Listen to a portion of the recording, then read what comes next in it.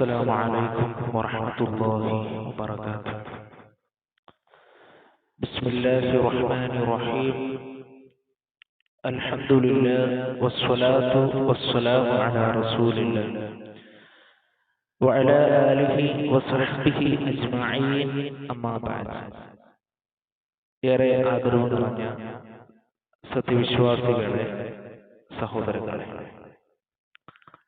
അല്ലാഹു സുബ്ഹാനഹു വ തആല നമ്മുടെ എല്ലാ പ്രവർത്തനങ്ങളും നമ്മിൽ നിന്ന് നല്ല അമലായി സ്വീകരിക്കുമാറാകട്ടെ.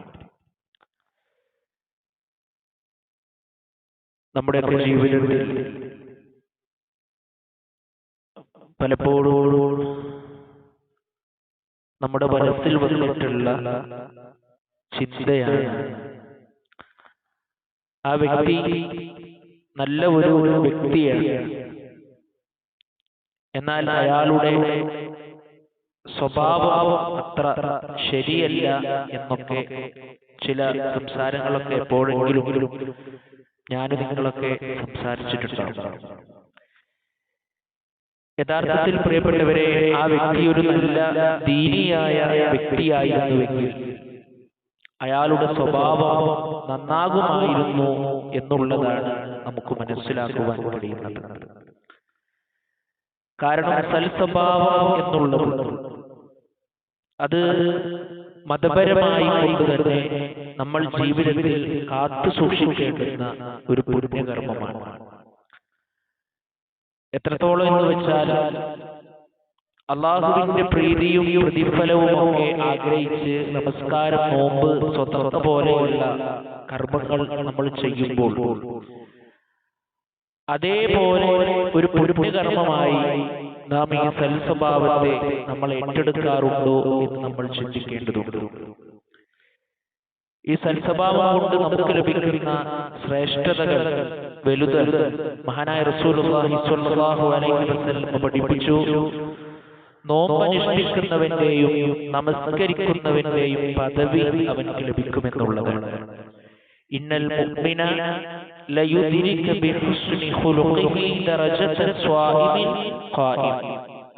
ഒരു വിശ്വാസി തന്റെ സൽസ്വഭാവം മുഖേന അവൻക്ക് നോമ്പനുഷ്ഠിക്കുന്നവന്റെയും നമസ്കരിക്കുന്നവന്റെയും പദവി നേടിയെടുക്കാൻ കഴിയും എന്ന് റസൂലുള്ളാഹി സ്വല്ലല്ലാഹു അലൈഹി വസല്ലം പഠിപ്പിച്ചു. മറ്റൊരു ഹദീസിൽ ഒരു വ്യക്തിക്ക് നല്ല സ്വഭാവമുണ്ടോ അന്ത്യനാളിൽ സത്യവിശ്വാസിയുടെ തുലാസിൽ ഖനം തൂങ്ങുന്ന കർമ്മമാണ് അത് എന്ന് പഠിപ്പിച്ചു.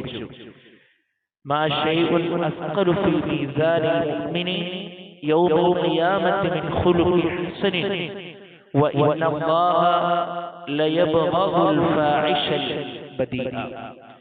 ഒരു സത്യവിശ്വാസിയുടെ തുലാസിൽ സൽസ്വഭാവത്തേക്കാൾ ഖനം തൂങ്ങുന്ന മറ്റൊരു വസ്തുവുമില്ല എന്ന് മഹാനായ റസൂലുള്ളാഹി സ്വല്ലല്ലാഹു അലൈഹി വസല്ലം പഠിപ്പിക്കുന്നു.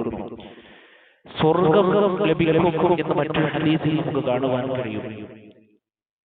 റസൂലുള്ളാഹി സ്വല്ലല്ലാഹു അലൈഹി വസല്ലമയോട് ചോദിക്കപ്പെട്ടല്ലോ, മാ യുദ്ഖിലു നാസ അൽ ജന്ന. അല്ലാഹുവിന്റെ റസൂലേ, മനുഷ്യരെ കൂടുതലായി സ്വർഗ്ഗപ്രവേശനത്തിന് കാരണമാക്കുന്നത് എന്താണ്? റസൂലുള്ളാഹി സ്വല്ലല്ലാഹു അലൈഹി വസല്ലം പഠിപ്പിച്ചു, തഖ്വല്ലാഹ്.